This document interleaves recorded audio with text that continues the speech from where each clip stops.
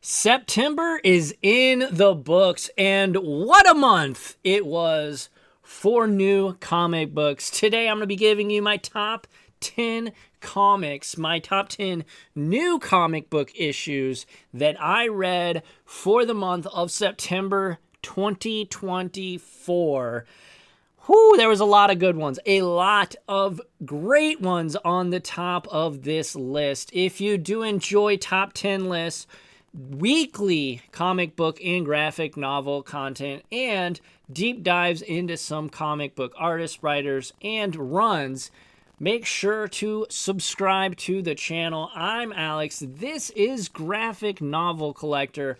Let's not waste any more time. Let's jump into this video.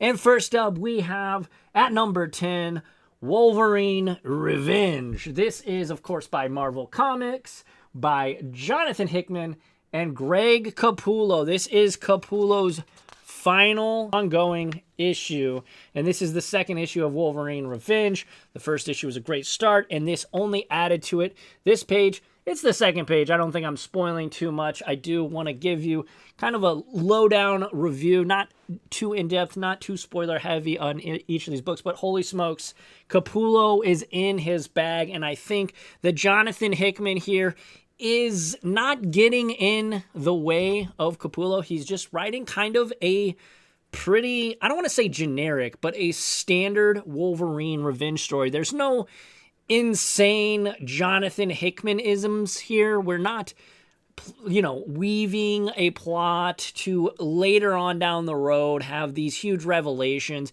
He's just writing a solid revenge story that Greg Capullo can just sink his teeth into. Now here, I'll show you some of the interiors. You already know Greg Capullo is an excellent artist if you've been reading comics. And if you're new to comics, you're in for a treat. Check out the masterpiece that is Batman from the New 52, Greg Capullo and Scott Snyder. But this book it's been awesome. It's been really good. I've really enjoyed it. It's coming in at number 10.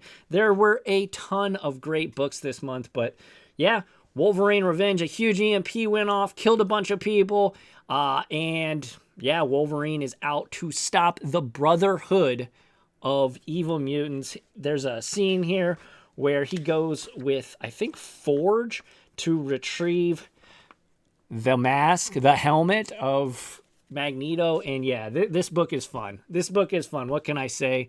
Next up, we have Feral Part 6. Do you like zombie books? Do you like little kitty cats?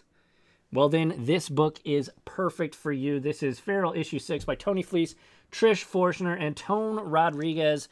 Forstner and Rodriguez on the art, obviously. Tony Fleece writing it, but this is from the POV of one of the kitty cats, and they may or may not be infected right now. But if you are squeamish or do not like animal violence, obviously first off, I want to say nobody likes animal violence, right? We have 3 cats here, so this does hit home pretty hard. But it's an excellent story, and Tony Fleece is weaving quite the narrative here. And yeah, it's basically George A. Romero's Day of the Dead kind of vibes of the undead, and yeah, it's very straightforward. I don't want to give too much away on the art, but if you like zombie books, if you like cats that talks, animals that talk, you're gonna love Feral. But this book specifically, Patch isn't infected, and it goes from there. I don't want to give too much away, but Feral issue number 6 is my 9th favorite book of the month. Moving on to number 8, we have The Uncanny X-Men issue number 3. Of course, Marvel Comics. Gail Simone and Marquez, David Marquez, and colorist. The color artist is Matthew Wilson. So Gail Simone is really starting to kick this off in a pretty dope way. The Outsiders, Deathstream, Calico, Ransom, and Jitter. So I'm really digging this, though. For whatever reason, in the beginning of the book, Wolverine has to leave, and go off and do his own thing. Surprise, surprise there. But this book kind of took it to a different gear, and not in a we're ramping up the action. This was more of a we're getting to know these new characters. And I think what will make or break this book for you is if you enjoy the new characters. Personally, I really, really do. Obviously, we do have Nightcrawler in this issue, and they play a game of basically keep away with all the New Mutants, and they try and get, I forget, it's like a sword or something. They try and get something away from him. But yeah, no, this is a lot of good character development. I really like what Gail Simone's doing here. I think she really understands not only the way, the dialogue of each character, the established characters like Jubilee, like Gambit, and Nightcrawler and Rogue, obviously, but she's creating these new characters, and I'm really liking them so far. But yeah, you either love this or not really dig it, depending on whether you like the new characters, because as of now, these new characters are going to be in the pages of Uncanny X-Men. Personally, this is basically the only X-Men book that I'm reading, and I'm really liking it. So shout out to Gail Simone. She's been crushing it on this. Next up at 7, we have the Tin Can Society. This is Image. This is a giant generator. So the imprint giant generator, that is Rick Remender, his imprint at Image, and I really, really enjoy it. He kind of developed a story, at least as far as I know, but Peter Warren is the writer. Peter Warren and Rick Remender wrote the story, but Peter Warren is the actual writer. Artist is Francisco Mobley, and Chris Chuckery. Chuckery is the colorist. And I don't want to show too much because some crazy stuff happens right off the rip. But basically, this has the same vibes as It, the classic, Stephen King movie and book. These friends were kids. The Tin Can Society is what they call themselves, so kind of like the Losers Club. And this young man, he's been brutally murdered. And it shows you on the very first page. I'm not going to show it, but yeah, some crazy stuff happens. And basically, one of the friends, who is basically the narrator, is assembling the team and believes that one of the friends has murdered this person. And basically, the dearly departed had, I believe, spina bifida or some kind of disability to where, they had to walk with crutches. But basically, later in life, they became a billionaire because they developed this technology that helps amputees and other kind of disabled people to have kind of augmented, bodies. And I guess he was like a superhero. I don't know. The first issue was awesome, though. I really enjoy what we're building here. Very, very familiar and kind of nostalgic vibes, especially if you are in your late 20s to early 30s and you enjoy that horror aspect. Now, this is very graphic, extremely graphic. So if you are squeamish to blood and guts and things of that nature, this is not the book for you, because on the very first page, it's like, oh my gosh, it is a murder scene. But I actually opened it, and I'm not, I don't get squeamish to anything like that. And I was like, holy smokes, we're starting off hot in this book. And this was awesome. I really enjoyed this. I actually didn't review this because initially I didn't pick it up on the day that it came out.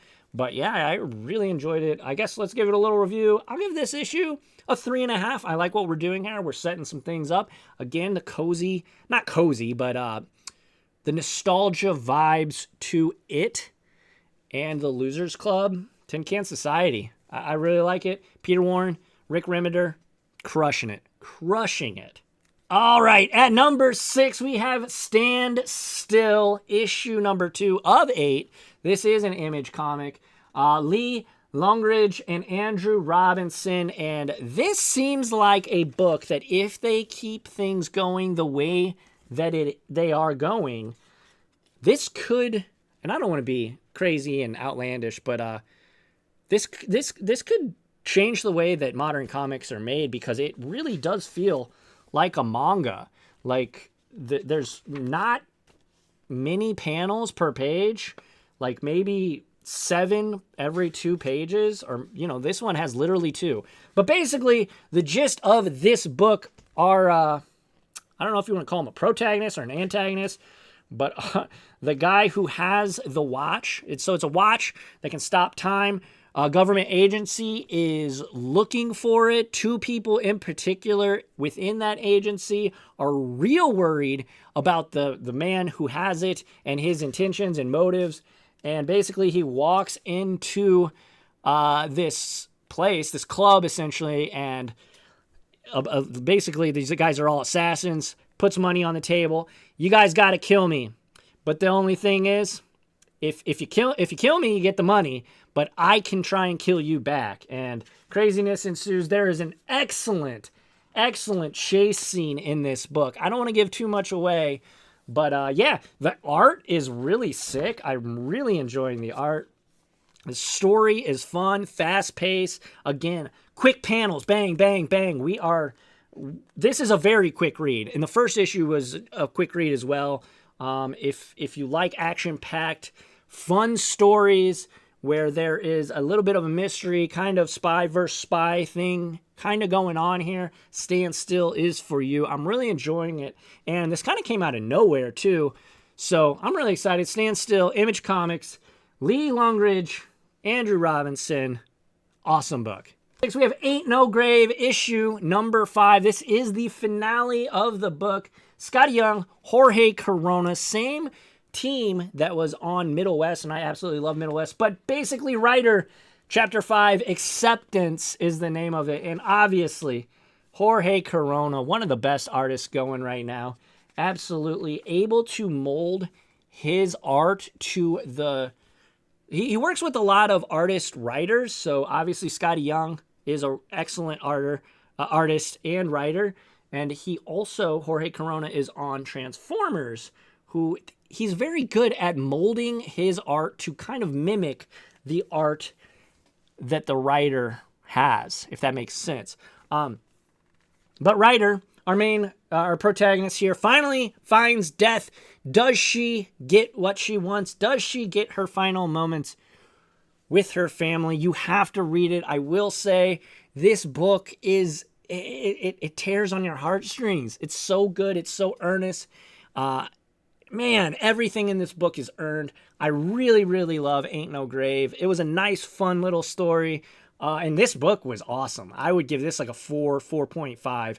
Great conclusion to the series. And man, you just got to read it. Aint No Grave. Go check them out at your local comic shop or wait for the trade. But this is a series I think pretty much any comic book fan should read. It's, this mercenary, this lady who has done some not so great things in her life, she gets sick, so she tries to find death to deal with it and not die. But it's awesome. It's awesome. Aint No Grave. All right, next up at 4, we have Universal Monsters Frankenstein, issue number 2. This is, of course, Image and Skybound, Michael Walsh and Toni Marie Griffin. The first issue was awesome. This issue, also excellent. We have I forget his name. Fritz, yes. Basically the Igor of this version of Frankenstein, going out, finding some poor soul to finish the brain part of Frankenstein. And of course, the young kid from this, or first issue, is here as well. And yeah, I mean, the art here is awesome. I love the monochromatic style.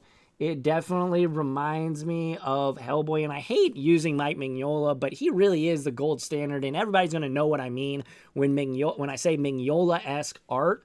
And yeah, this boy, unfortunately, still at Frankenstein's house or mansion or wherever they are, laboratory.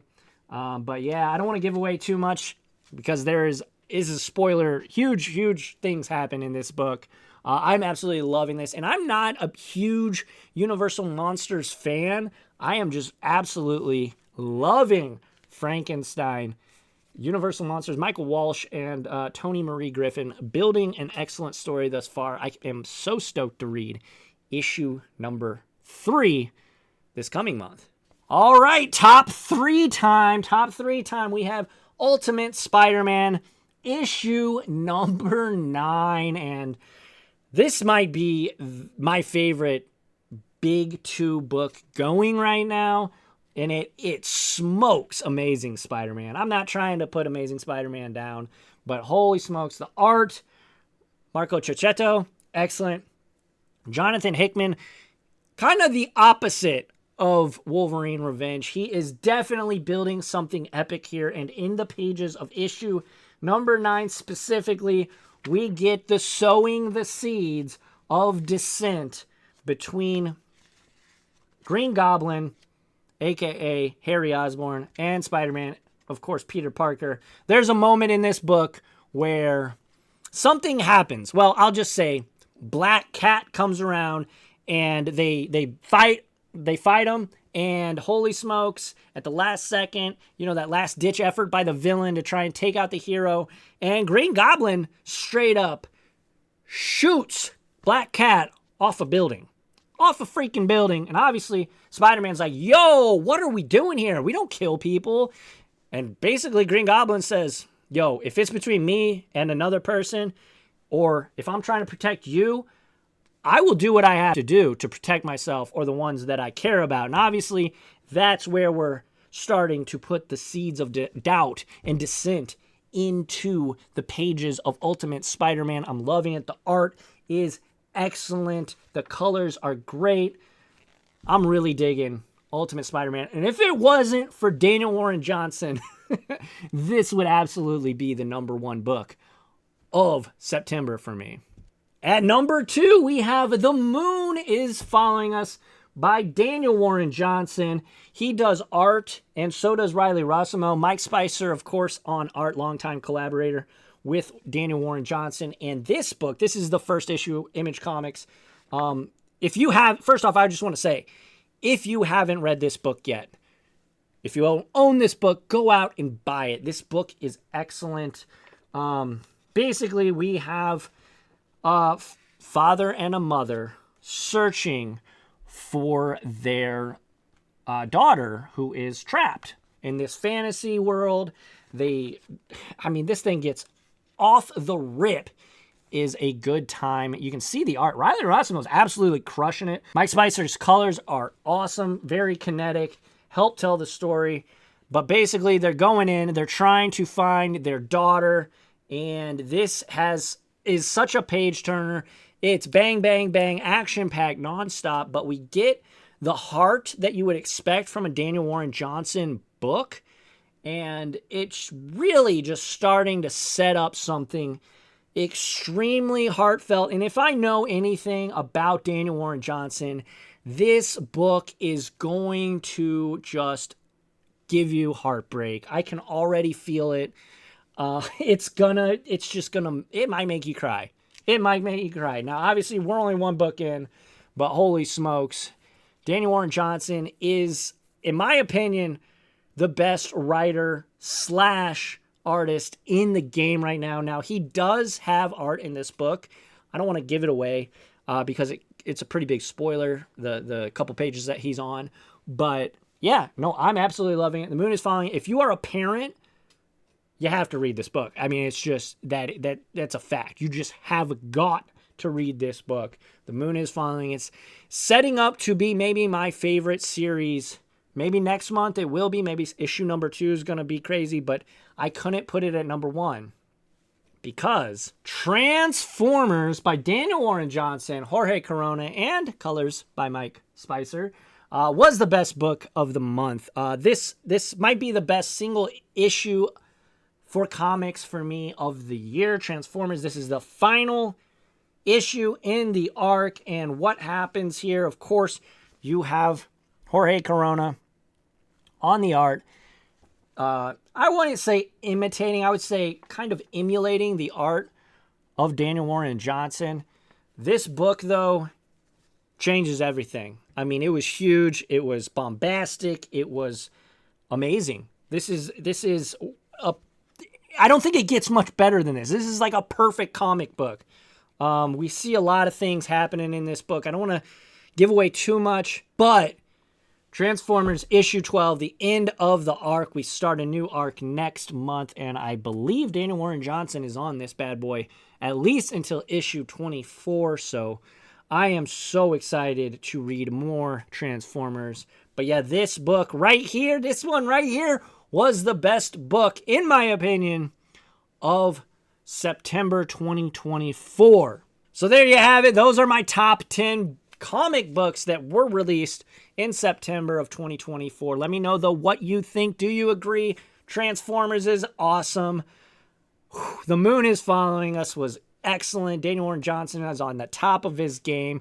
Wolverine Revenge, Uncanny X-Men, of course, Ultimate X-Men, Stand Still, Feral, Frankenstein, all the other ones that I mentioned. Did I leave any out? Do you disagree with me? Are there any of these books that you think are stinkers? Let me know in the comments section below. Make sure if you enjoyed this video or got value out of it, like the video. Subscribe because I come out with content about comics and graphic novels every single week. But yeah, hit me up on Instagram and, of course, Facebook. But yeah, thank y'all so much. I appreciate you. And until the next one, I will catch y'all on a flippy flop. Adios.